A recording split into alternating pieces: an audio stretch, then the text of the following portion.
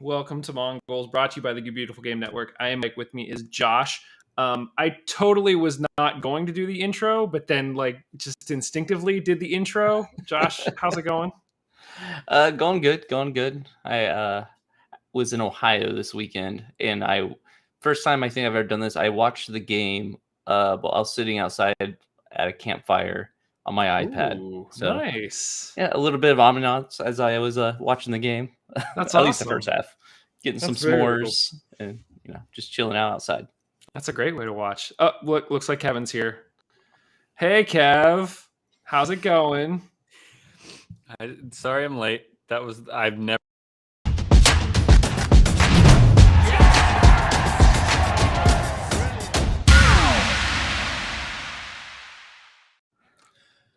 What was that? I missed that. What happened?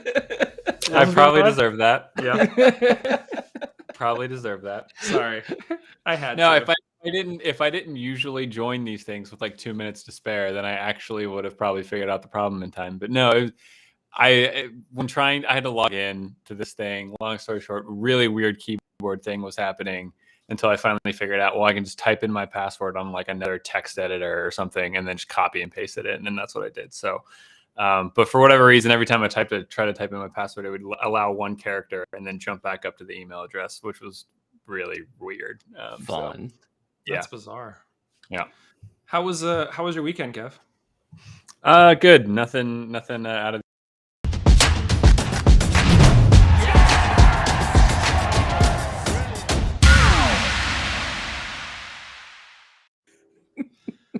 Why'd you stop talking? I'm gonna be honest. The first time I was like, I don't know, that was kind of weird. The second one, that was comedy gold. That was good. But seriously, Kev, how was your weekend? I'm not doing it. Nope. You're just gonna sit there and drink your tea. Okay, Yep. That's fair. What did I do this week? Oh, we went. So there's a place out near Ohio, pal, called the Touchstone Center for the Crafts. And my oldest son is actually there this week doing like metalworking all week. But Susan and I went there Friday night. They have all sorts of different kinds of like classes and stuff. And this is supposed to be like date night. So we went and we made glass beads, which was like kind of crazy. Like you literally take a shaft of like glass and there's a torch and you get it like piping hot to the point that it's like liquid. And then you just like string it around this pole and you just keep adding layers to it. I've never done it before. But it was really, really cool. So I'm just... Do you have it with you? I don't, because what happened was, so after you do it, you have to stick it inside of a kiln so that they don't cool too fast, because then the glass will break.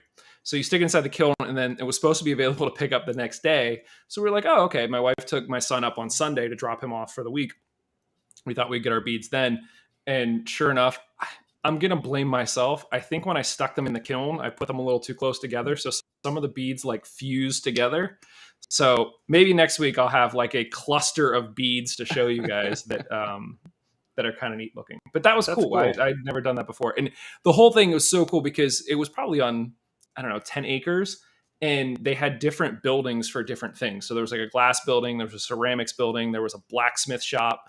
And then they have dorms and they have cabins for like people that want to go stay. They have this giant pizza oven outside, but everything you like walk to in between stuff.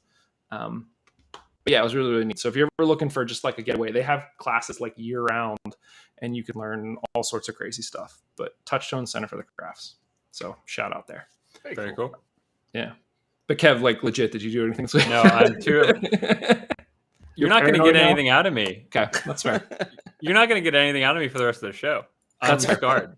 So I want to segue into the actual game itself, and I have a legit question for you guys, because I hear from other fans of other teams when things like this happen. So obviously the Hounds are playing in New Mexico. It's a 9 p.m. start here on the East Coast. And so a lot of times when you have games that don't start at the normal time or are, I don't want to say significantly later, but they're later than they usually are, you'll have fans that either won't watch it live or they make contingency plans or whatever it may be. How did you Josh, you mentioned that you were watching this on an iPad around a fire. Did you do it live or did you watch it delayed? I did it live. 9 o'clock's not that bad. Like, it wasn't like super late. It's not like the game started at midnight or something like that. I was gonna say, well, I didn't watch it live. Listen, man, after Friday night was it was a bit of a CF for me. I probably got 2 hours of sleep Friday night for various reasons. So I said I went to bed at 9 and I watched the game the next day. Kev, did you watch it live or did you watch it the next day? I did not watch it live. I watched it the next day. Okay. Just curious. I look the oldest in this group, but yet somehow I feel the youngest. It's weird. You're not the oldest in this group. Don't worry. I said I look the oldest. Yeah. That's just because all my gray hasn't come in yet. Yeah, it's just interesting because I was on the cusp. Had I actually got some sleep Friday night, I would have stayed up and watched it. But I just wonder what threshold. Aston Villa is currently training in Australia, and they had a game that kicked off at 2 a.m. England time, and so there were a lot of fans that were debating, like, do you get up and watch it, or do you not, or what do you do? And there was no way I was doing that. I will say, I mean, different. I was going to say, for like my Hounds watching experience, that's not unusual for me. I'm pretty good at staying away from like social media and all that stuff, and then I have like no problem just kind of loading up the replay and then watching it whenever. I do that with like Liverpool games. I do that with this, so that's not too unusual for me. But as much as I try to ruin it for you. In what way? What, like texting or whatever? Yeah. There are Premier League games that I'll be like, is Kevin actually watching this right now? Maybe I'll just like start dropping hints and sending him texts. And it's rude. Yeah. It's very rude. Yeah. You want to tell me how you feel about that, Kev? No. Well, I see Liz is sarcastic in the comments, like, "Oh, what a shame, Kevin's not going to talk for the rest of the day." Yeah. So you could admit it sincerely. You don't know. You can't read the sarcasm off the screen. I think I can. Well, let's talk about some takeaways here. So obviously the Hounds 1-1 draw against New Mexico. They go down in the first minute after a turnover. Nico Brett pounced on the turnover, made a nice little pass, and they finished it. And then it took until the 65th minute for Dane Kelly to score. I'm trying to remember here exactly like what time. Or something. I have the game flow here. Here we go. 75th minute. I knew there was a 5 in there that Dane Kelly put it away to make it 1-1. Josh, give me a takeaway from the game as you drink. Kev, give me a takeaway from the game. I got it. So, like, first takeaway would be obviously the goal right away was just a terrible giveaway. But it was also like in that weird part of the field, which I know we're going to talk about the field because how can you not talk about this field? I had a huge debate like during the first like 15 minutes of the game. Like, did they actually have sod over top of the dirt or was it just dirt? Because you couldn't tell. It looked like just dirt. Finally, there was a close up. I'm like, wait, that's okay. That looks like, dead grass over top of the baseball dirt, but barely. But both goals that happened in this game happened on that side of the field around the dirt / sod area. And it kind of makes me wonder if like this game would have been the same at all if it wasn't for the condition of the field. We've had this conversation too with players who've been on the show whenever they play at a baseball field and we ask them point blank, are you more timid? Do you watch your footing when you play where there's dirt? And they said, without a doubt, like you have to, because otherwise you're setting yourself up for injury. And you could see it during the game that there are guys that you get into that area and you just start tiptoeing a little bit. You just want to get through it. There were a few times that Cicerone picked up the ball in that area and he would do a few moves. And I was just sitting there bracing myself. I said, just please don't hurt yourself. Just get out of there, get back on grass and it'll be okay. Speaking of getting hurt, Mike, I'm putting my trust in you to allow me to talk. But speaking of getting hurt, I thought that was a side comment. Like, I thought this game was pretty chippy. New Mexico, didn't mind throwing a challenge. And these are your kind of games, man. This is what you love. It's true. No, exactly. Yeah. I mean, I think, but at the same time, it slows the game up for sure. I mean, it doesn't the game doesn't flow as much as it could. But I thought that was kind of interesting. I thought from recent memory, New Mexico was one of the more, kind of chippier teams that we played against recently. Well, I mean, New Mexico to me is a bit of a conundrum because they clearly have a decent fan base. I think it was 12,000 that were at the game. They've historically been pretty good. They have a ton of support, and yet they were still playing, back to Josh, your first point, in a crappy baseball stadium, especially while the sun was out. Couldn't see the lines, couldn't see, large portions of the field. It felt very much like Las Vegas when we played out there, which just made me think, like, are all Western Conference teams this bad? Now, when the sun did go down and the lights came out, it looked a little bit, but you could at least see the lines on the field. But for the most part, it was just, come on, USL. Like, we got to be doing better. Does New Mexico have an affiliation with Las Vegas? I don't think so. No. I just remember there was a point in the game where the commentators were mentioning there was like a costume contest, and like whoever the winner was going to be, they were going to like fly them out to Vegas for a game or something. Yeah. Weird. Well, it's because they were going to be playing against Vegas, so it was like flying them out to the next game in Vegas. Gotcha. Yeah, I thought it was a bit tongue in cheek that they nicknamed their stadium the Lab.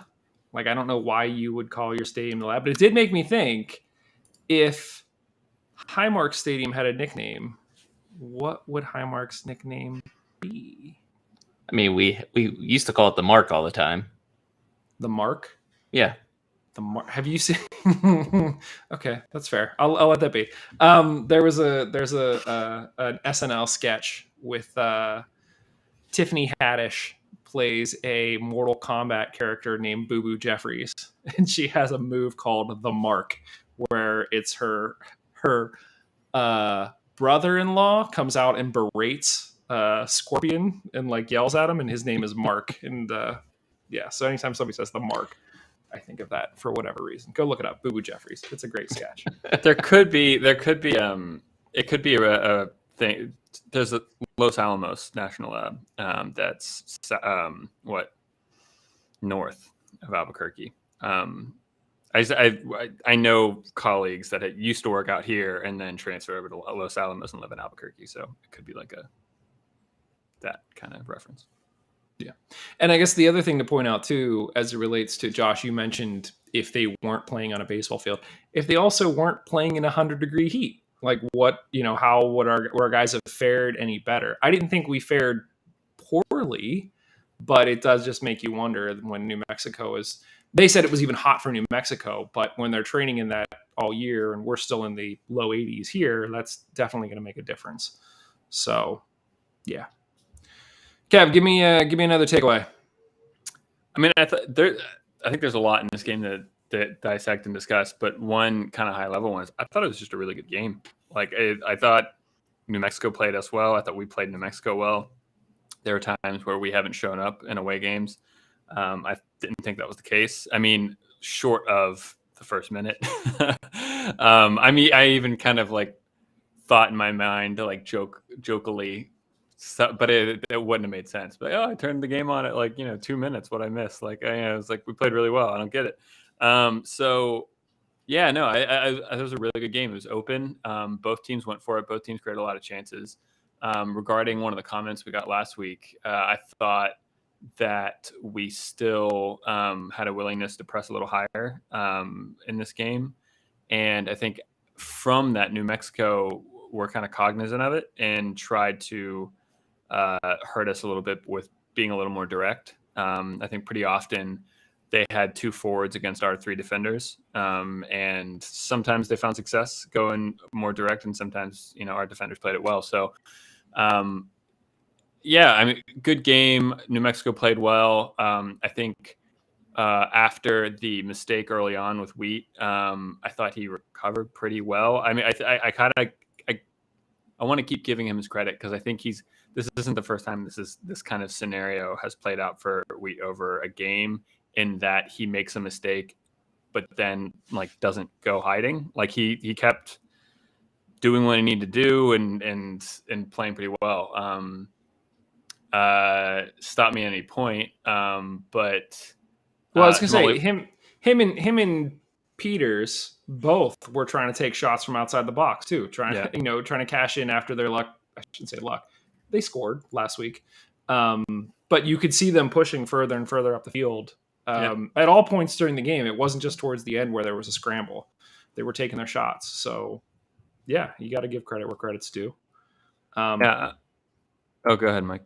No, I think the next point that you were about to make was Jamali Waite was in goal. Yep. We talked about this last week. There was a question that came in as part of the halftime huddle. Do we think that he's the de facto number one? I think, Josh, you had said you expected him to be in goal this week. Vosvik is on the bench. Silva didn't even make the roster. So at this point, Josh, do you think that Wade is our de facto number one? Yeah, I do think so. Vosvik being on the bench, has that happened lately anytime? I'm like, I remember seeing him on the bench and not thinking to myself, like, holy crap, he's on the bench. He's alive. He's still on the team because, could have fooled us with the rosters before this. And I'm just making sure I didn't miss it before. But yeah, I feel like this is the first time we've seen him in a very long time actually dress. So that was interesting. But yeah, he's going to be our starting keeper. Wait, I feel like it's de facto keeper now. I don't see that changing anytime soon unless he gets injured or if for some reason there is some big, mistake that he, is the reason why we lose a game and it just doesn't recover from that. I thought he played well in this game too. I mean, I think in the past, 3 or 4 starts that he's had, he's been called on once or twice, not much to do. In this game, he actually had stuff to do and he did it well. So yeah. Agreed. Yeah, I'm cool with Waite being our starting keeper. I prefer that we sort of settle into having a starting. That we always end up doing this. It's always this like rotation, and then Lily settles on one, and that ultimately seems to have an impact on how the defense plays, at least a little bit, because you think they settle down, they know who's behind them, they know what to expect, and it's not this guessing game of wait, do I go, do I don't go, who's in front, who's behind me, how do I play this? So, yeah. Sorry, Riley's making me watch Stranger Things, and so you said, "Should I stay or should I go?" So I'm singing that song now. The "Should I stay or should I go" song. What season are you in now? Season 1. I mean, I never watched it. Nice. Oh, okay. I still haven't watched season 4 yet, so it's a fun ride to both of you. Yeah. Just know that season 4 is a lot scarier than the other seasons as far as like they notch up the horror a lot more. So I was wondering because I know in the little tagline, not to keep going down this rabbit hole, but it's a rated whatever, and then for fear. I was like, usually I don't like fear. I don't like scary fearness. And I was like, but this is fine. No, the first couple of seasons or things are very much like goosebumps level of horror, but they're fun. I love the show. So anyway. Anyway.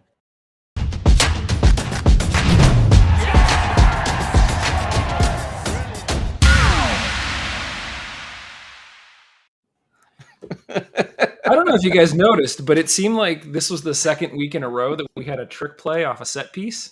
Did you guys catch that? So last week there was you're trying to keep it together. Last week there was a set piece where we played it into the box and Ordonez did the little heel flick. This week there was something similar where I think it was Danny and Kenny lined up to take it, and Danny did a little run around and it was just a tap in and he then crossed it in. We haven't really seen trick plays in the past, and I'm wondering if this is a new dimension of Lily trying to do Lily. I don't know, but it was just interesting. This seemed like the second week in a row. I for the life of me, I couldn't believe that Lily lays these out and sanctions time to practice this. I think this is purely an invention of the players. You think? I can almost hear him going harumph when he sees something like that. I can imagine it in my head. Just, no nonsense, get the job done type of, style that Lily prefers, I feel like. I don't disagree with that, but I also, we've talked about in the past how Lily has sort of had this evolution where when he first came in, it was very much shut down defense, win the game 1-0, and move on. And over the past 4 years, we're now in his 5th year, I think. He's evolved to the point that he's, basically playing 3 at the back and then having the equivalent of 7 forwards attacking the game. And so he has evolved in ways. And so seeing this in back-to-back games, it just made me think, is this like the next thing? Is this the next evolution of Lily? Is set piece specialist? I don't know. Just something to keep an eye out for as we head into next week and beyond for the season. Yeah. What else, Kev? What else did you see in this game that you were either happy about or you didn't like? What else? I mean, I still think there are times where our midfield is exposed a little too much. I mean, I think they're early on. I remember one of their players within like 6 or 7 minutes, and I forget the New Mexico player's name who did it, but like he picked up the ball and just like went past like 4 of our players and eventually got back to our like defensive line. I mean, I understand how like that can happen sometimes, but yeah, I still feel like, and I don't know how to fix that necessarily. I don't want to put it all on the midfielders, because I do think at times, I mean, the way our wingbacks play, at times you could say, well, they're midfielders and they form a 4-man midfield, but not really. I don't think they really play like that. And I think Griffin and Rivera have a lot of ground to cover. So I want to cut them slack there. But yeah, I don't know. And I don't know if Lily's solution to work around that is trying to press higher and force teams to go direct and go over a midfield or whatever. But yeah, I mean, something to look out for. But no, I mean, this was really important. I mean, last week we all said we'd very much take a draw. We got a draw against not a crap team. So, like I said, I was impressed with New Mexico. It was. I was going to say it was nice to see Nico Brett, but I don't know if that's true.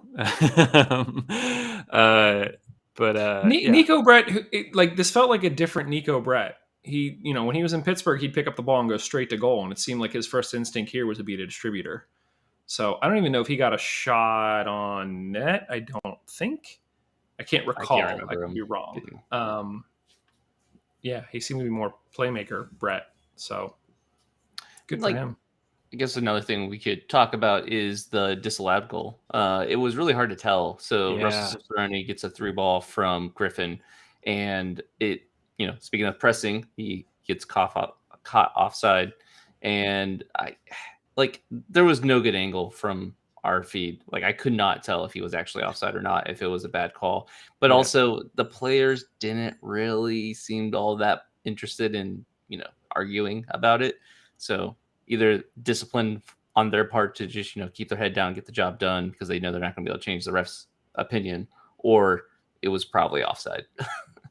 Well, and that goal in particular was one I actually went and looked up the definition of offside because I was very confused about it. And even in the definition, it's not clear. So Griffin dribbles basically just outside the 18 and takes a shot at net that the goalie then deflects. And the call was that at the time that Griffin took the shot, Cicerone was offsides off to the left of goal. I was always under the understanding that in order to be offsides, the ball has to be played in your direction and you have to make a play on the ball, which is why a lot of times you'll see in Europe, the ball will be played towards guys that are offsides and they'll just walk back and let the ball go past them, and they're not offsides. They just let it go because they didn't make a play on the ball, and the ball was played in their direction. In this case, there was no intent to get the ball to Cicerone in the first place. It was a shot on goal that the keeper then deflects into Cicerone's direction. And so that whole thing kind of threw me. First of all, there was the question of, was he actually offside, Josh? Like, you're right. There's a whole camera discussion of like, was he actually offsides? Was he actually between the last offender and the keeper when the ball was played?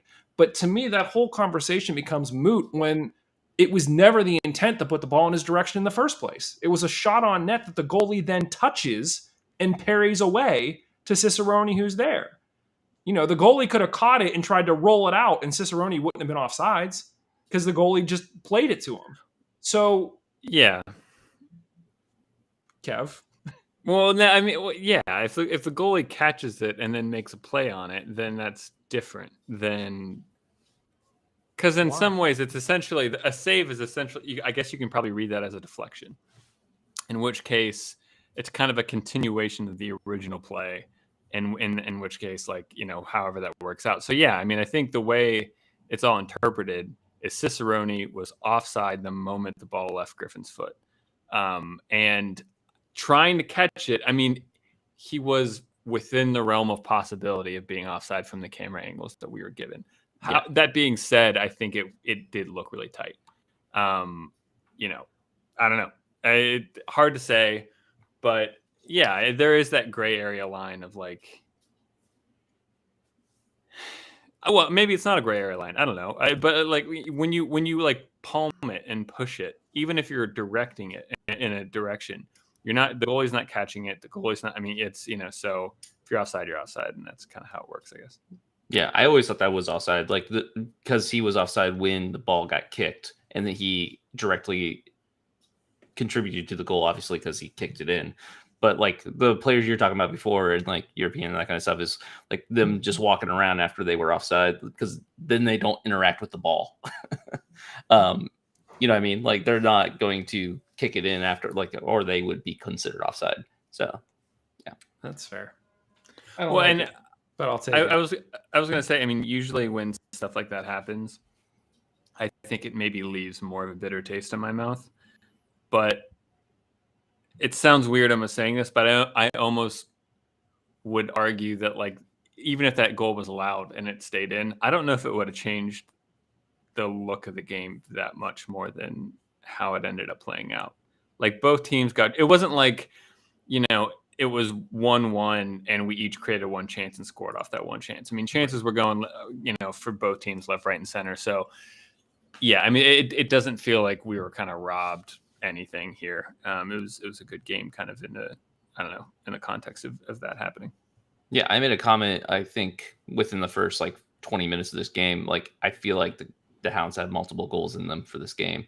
And I was wrong. We didn't have multiple goals, but I do feel like there was multiple opportunities for us to score. And I wasn't surprised when we, got the game tying score or goal at the end there, because I kind of felt like the Hounds had a goal in them at least in this game.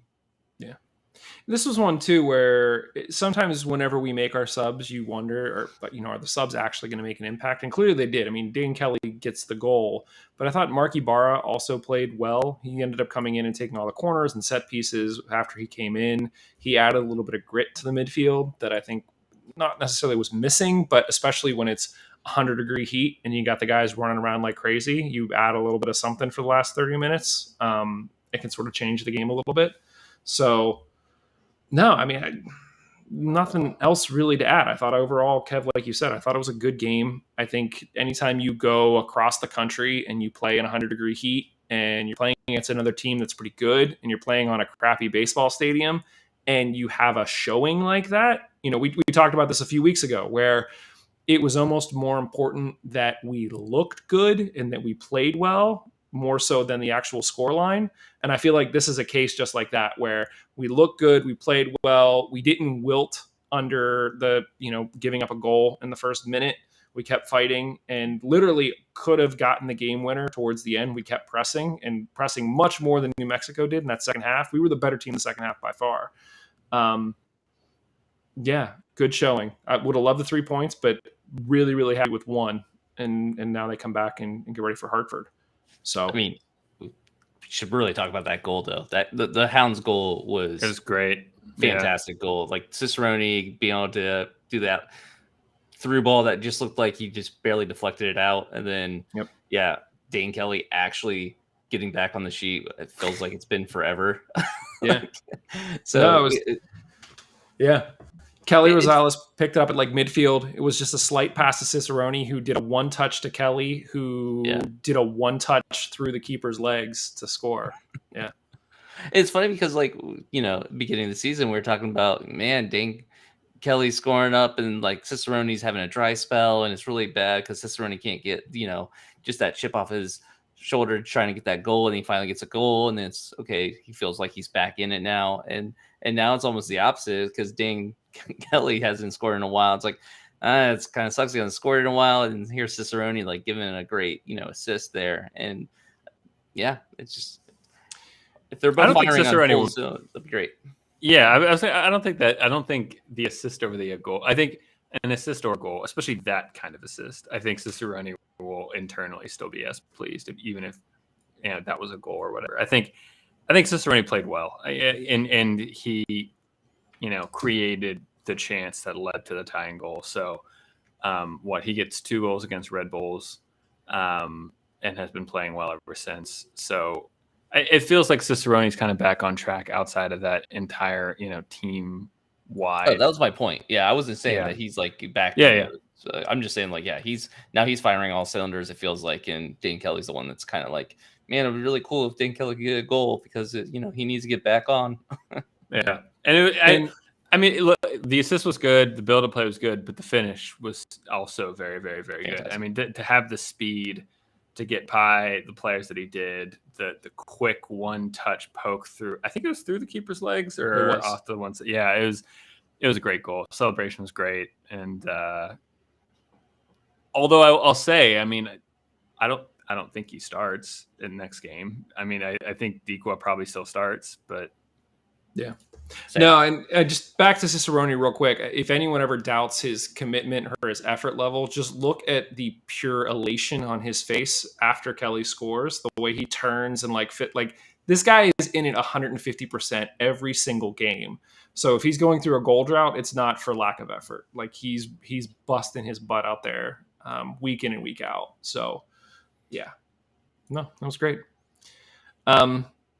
Anything else you guys want to talk about in this game? We got a lot of other news that we need to get to as well. So I just want to make fun of New Mexico real fast about their advertisements during this game. It was like everything had a sponsor. Even the yellow cards had a sponsor. Yeah. I've never seen that before. For every yellow card, you get like a free breakfast sandwich at Wendy's. I was like, how is that? Is that encouraging injuries? Like, is that encouraging yellow cards? Like, as a fan, you're like, come on, just get that yellow. I want to get that free breakfast sandwich. That's right. Sweep the legs, Johnny. You get towards the end and everyone starts chanting, yellow card, yellow card. Yeah. No, fully agree. Well, so that was that game. 1-1. 1 point. We're coming back. 2 big announcements this past week for the team. First is that we actually talked about both of these a little bit last week, but we have a lot more information. It's actually been confirmed between our last episode and this one. So the first one is that Edward Kiza has now joined the team on loan from the New England Revolution, who obviously play in the MLS. A little bit of background on him. He previously played 3 years at Pitt, where he scored 31 goals in 53 games. So more than one every other game, which is really good. After he was drafted by New England Revolution in the first round of the 2021 MLS draft, he spent 8 games in Memphis before being sent to New England's 2 team in USL League One, where he scored 5 goals in 12 games. And then he was then called up by New England, and now he's sent to us. Word from the inside is that he was with the team training this week. He was actually there, but he was not on the roster this weekend. So this begs the question to you guys. What do you think that having another striker on the team means for Dikwa or Kelly? Kev, you mentioned that you didn't think Kelly starts this week. Do you think that I don't see Kiza coming in and starting right away, but do you think Kiza replaces one of those 2? No, I mean, I don't know. I have to assume that look, I mean, I don't know that much about him. And from that, I assume he comes and he's at the bottom of the ladder and he has to work his way up it through training and practice. I get the sense maybe, okay, so we have Cicerone, Dikwa, Kelly. Who else would you say is a dedicated out-and-out striker or forward? That's okay. it. I just wanted to make sure. I just No, wanted to there make was sure I wasn't somebody in the missing anything obvious. preseason. There was somebody in the preseason that we were pretty hyped about, a young guy, but now I'm completely blanking on his name. Yeah, he was in the academy or something, but I think now he's probably off Getting ready to go to college. or whatever. Yeah. So anyway, I mean, this could be something if, in this game we had, 2 forwards with Kenny sitting behind him. It makes training 11v11 or whatever easier if you could fill out 2 forwards on that side, 2 forwards on that side. So it could be as simple. What, Josh? Yang. Was it Yang? Yeah. Yang. Oh, yeah. Yang. Yeah. Yeah, he's a forward. Yeah. I'm But just he like, hasn't made the roster for a while. Yeah. I agree. I'm just saying we do have them. Yeah. Just was trying to think of myself like, wait, we have more forwards. I was gonna say, yeah. Okay, good. Thanks for pointing that out. But yeah, I mean, like, so yeah, I mean, it could be a training thing where, if one person goes down, you want to play 11v11, and you want to test your defenders against good forwards. I think it's always good to have a deep positions in that way to kind of get everyone a challenge in training. But I can't imagine that New England called him up from their 2 team where he was contributing to sit on our bench. Like, there had to be something. Like, why would they? But why would you take a player that's playing consistently and telling them go here and don't play consistently? if anything, he would have gotten more time at the 2 team because actually he was on New England, and then he goes to the 2 team in 2021, and then he gets loaned to Memphis, and he makes like I think Wikipedia said he made like 8 appearances. Yeah. And then he gets called back up to New England to get loaned out to us. So like, if they were taking him away from New England or from Memphis, they probably wanted him to get more time. That's what I would think. Or maybe it just wasn't working out there for him and he didn't want to be there anymore. And, he has a history with Pittsburgh, so he was more interested in coming here. It's hard telling why this happened, but I am curious though, because it's like, I feel like at least New England probably thinks that he can get more time here. And if that's the case, like, I want to see the evidence of that. And I'm excited to see him. Like, if he works out with Bob's system and Bob feels like he can use him, then I'm sure we're going to see him somewhere, but I just don't know how often. Yeah. So I guess we'll wait and see. Obviously he'll get some more minutes with the team this week. Throwing him in midweek and then expecting him to be on the roster, especially with the fact that we get 5 subs now, I think is a little ambitious, but getting a full week of training under his belt, it'll be interesting to see what happens here against Hartford. The other big news that we alluded to is that the Hounds have a new president, Jeff Garner, and the team was sort of hinting at the fact that we would all be really excited about it. And when you look at his pedigree, it's hard not to be. He's from York, PA. And he went to Robert Morris University. But since then, he's bounced around at a couple different jobs. But most recently, he spent the past 3 years as the president of business operations for the 2021 USL champs, Orange County SC. And while he was there, he was responsible for all aspects of the team's business operations, including sponsorships, ticketing, marketing, stadium operations, which sounds in line with how we like to have our president function. They sort of run all of the operations around Highmark and just leave the team to Bob. He did oversee a surge in game attendance, basically seeing a 155% increase over 2021 and 2022. And in addition to record-setting financial results, he expanded their event offerings, spearheaded a regional broadcast partnership, implemented fan-driven technology, and directed the launch of multiple community outreach programs. And so the team has confirmed that he's going to lead the business side of the club, Highmark Stadium, and the AHN Montour Health Plus Sports Medicine Center. So we've already reached out to the team. We are going to talk to Jeff. We will get him on the show, but they said, guys, let him get bedded in for a few weeks and then we'll throw you at him. But Josh, what are your thoughts on, did your bat phone ring and it was him on the other line yet? No, I haven't actually had a chance to talk with him yet. I'm also kind of just letting him, get a chance to settle in before, knocking on the door, the Steel Army stuff. But he is already pretty active on social media. I don't know if you've been paying attention to his Twitter account, but he's been having fun with the Steel Army account and, chatting back and forth. And he made a post, I think it was about, you could tell he had just listened to at least one or actually sound like a couple episodes of Houndsy, because he made some references to a couple of the episodes. So yeah, that's a good sign. I mean, I know it seems silly, but the fact that he's already interacting with the fans and, engaging, and seems to be like doing his homework about, what media is out there for the Hounds and what's going on. It's just really cool to see, and that's what you want to see.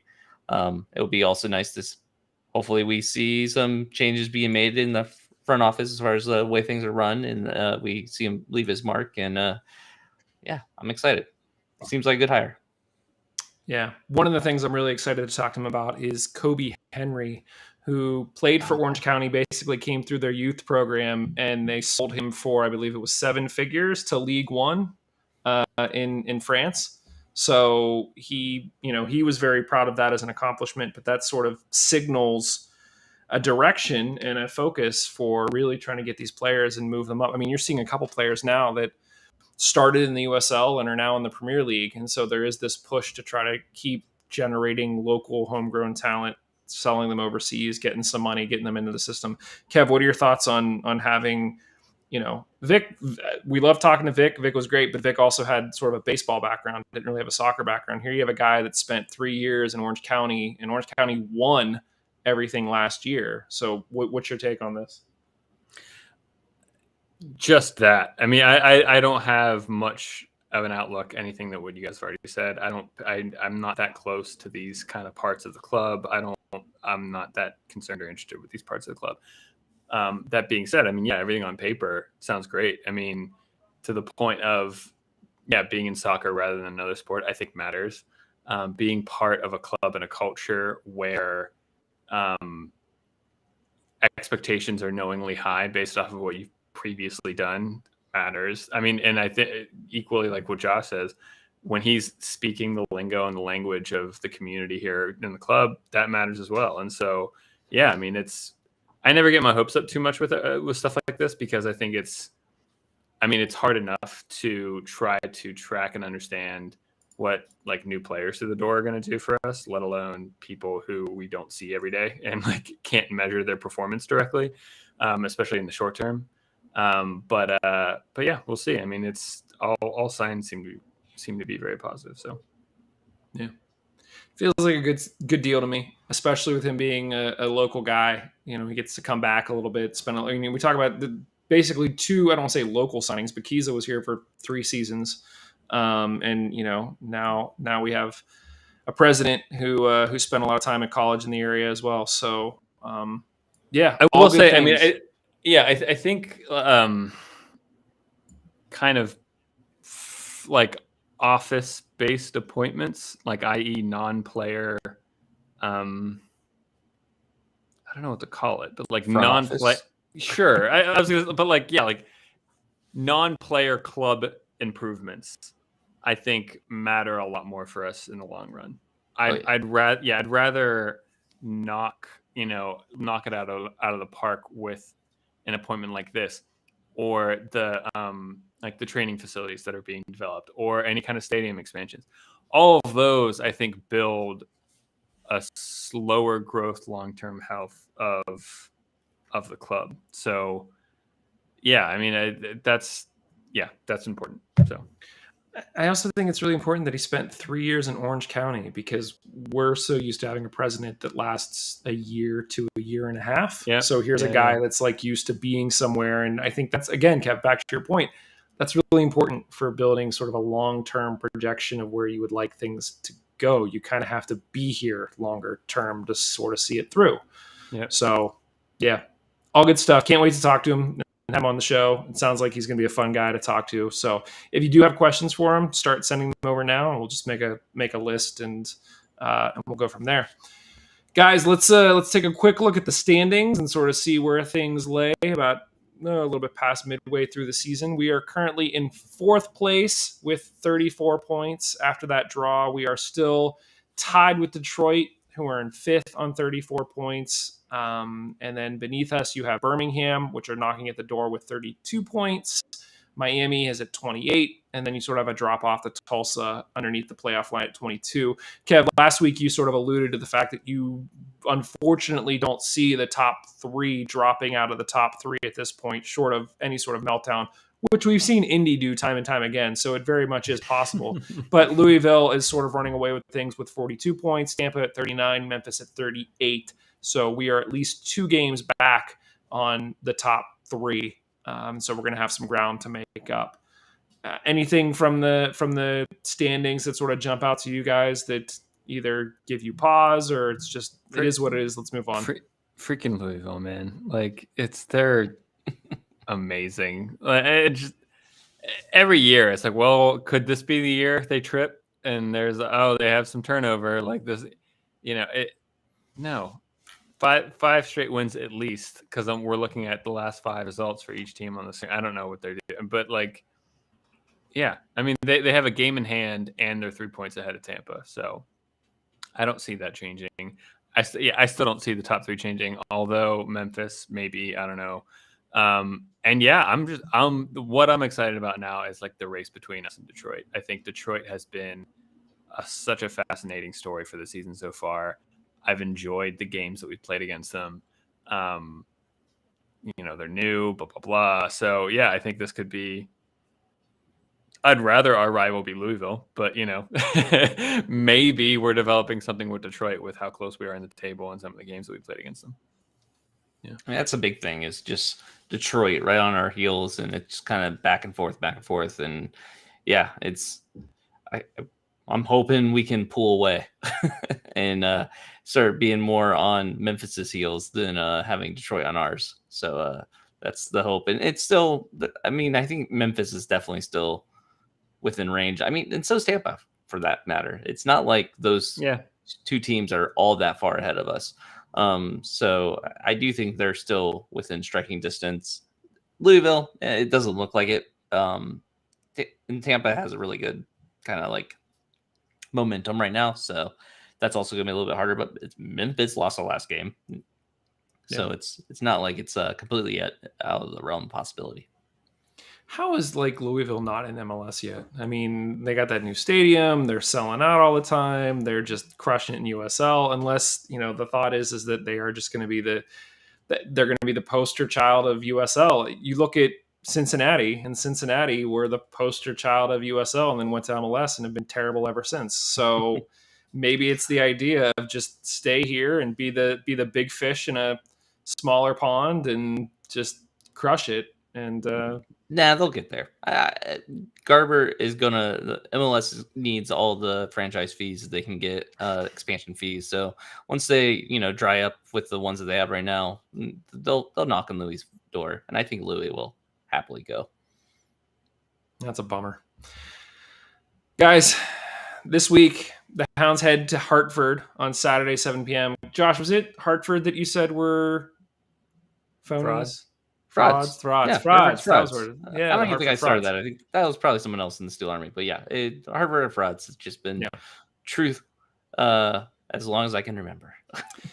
So the last time we played them was back in March, and we won 2-1. We got goals from Dambrot. There's a name we haven't heard in a long time, and King Kenny. Hartford's going. Is he still on our team, Dambrot? Geez, he hasn't been on the bench, so I would guess he's still on the team. He's just not making the roster. Well, and what wasn't his first? Didn't the first game he played he scored or something? He started off really strong for us. I remember that. He looked good. We have sort of an embarrassment of riches in our on our wide or in our wingback positions. So yeah, it's got to be a battle to watch at practice every week just to sort of see who gets in there.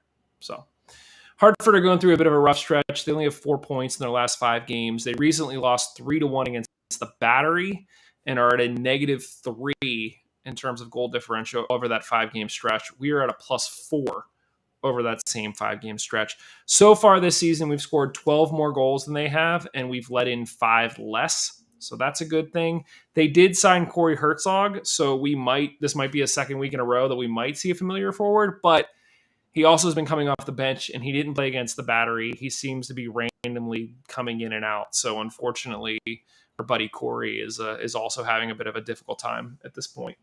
But guys, any thoughts on Hartford? Josh, you calling them frauds? I'm assuming that hasn't changed, and you feel good about our chances this weekend. And they lost by 2 against the Battery. Hey, that's pretty bad. Didn't we lose by 3? I was like, hold on. No, I didn't want to put too much stock into that number. No. With that said, though, their form has not been as, they have not recovered like we have as far as that goes. And I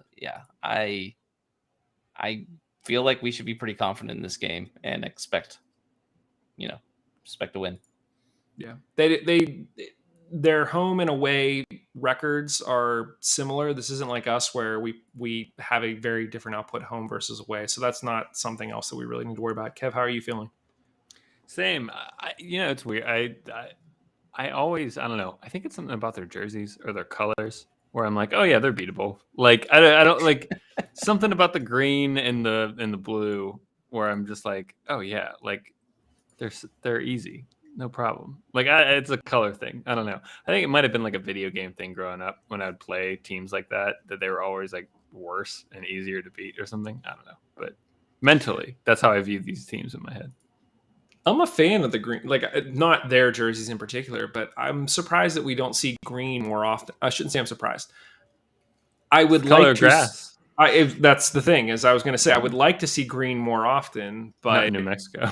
It would be, it'd be difficult to pick players out on the field depending on the color green, because you really don't see what Norwich is like green and yellow, but there aren't Wolfsburg.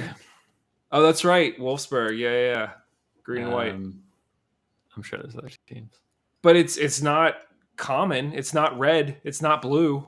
It's not stripes. I like a purple. I think a purple's good. Like I don't want to praise Louisville here too much. You got such a huge man crush on Louisville. I respect them. They're a well-run club. I just want to be competing with them. Fiorentina in Italy, they're purple too. I mean, we can also go a little bit closer to home. Rowdies. Yeah, the Rowdies, green and yellow. Yeah, that's a good point. Yeah. Okay. Well, Kev, what are you predicting for this one? 0, 1, or 3? 3. I think New Mexico could have tripped us up. It could have killed momentum. It didn't. I thought we played well. We got a good result.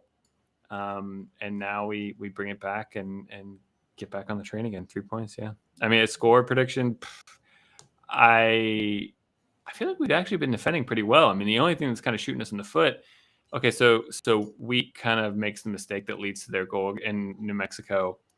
That's happened now. I think in the blowout against Tampa at home, it wasn't just Wheat. I think there was other players, but we made, I think, like 2 defensive errors where we just turned the ball over, and those both led to goals. I think if we can, I mean, it sounds simple and easy. I know it's not, but like if we can reduce the amount of defensive errors that we make, I actually think we're defending okay. I mean, we're letting up chances. New Mexico had chances, and maybe on a different night or a better team, those chances go in and things get a little ugly out in New Mexico. But I don't think we're defending that poorly. So, yeah, I mean, 2-0, 2-1. I think that's probably the score. Josh, what do you think? Yeah, 3 points.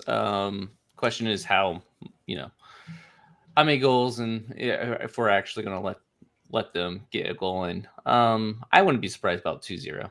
That sounds about right to me. I'm going to say 3-0. I think we use this as sort of a launching off point, and then we come back home. I think it's Tulsa the following week, and really like put on a show. We're comfortable. We're back where we are. Josh, is there going to be a watch party this weekend?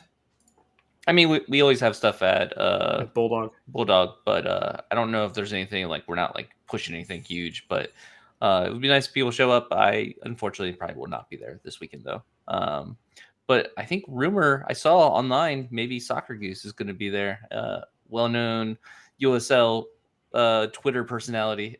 He's wait. In. Why is Goose coming to Pittsburgh? I don't know. I just saw him ask on Twitter about, where's a watch party for this weekend. Interesting. So because he supports. I thought Goose was a fan of Charlotte Independence, which, okay, Actually, yeah. cool, awesome. Well, yeah, if anybody runs into Goose at the watch party, buy him a beer, tell him we said hello. Maybe we'll reimburse you. I don't know. Maybe not. I don't know how this works. We like Goose. He's a good guy. I think Goose. I'm trying to remember if he's been on the show. I feel like we've had Goose on the show before. It was years ago when we used to do. Maybe we used to do like one-on-ones with like other teams' fans, and they would come on and like tell us what they think. So maybe that was the case. I don't know. But we're all predicting a win this weekend. Shutout or not, something close to it, and that is what we think. Let us know what you all think, guys. Anything else for this one? We're good. We're good. Awesome. Well, thank you again, everybody, for joining us. This is your weekly reminder that Black Lives Matter. We are proudly part of the Beautiful Game Network, which is home to more than 100 volunteer writers and podcasters covering local soccer. Help us all to keep doing what we're doing. Head to bgn.fm and click the donate button. Help us cover our expenses. We appreciate the support. Otherwise, thanks, everybody. We will talk to you very, very soon. Cheers. Later.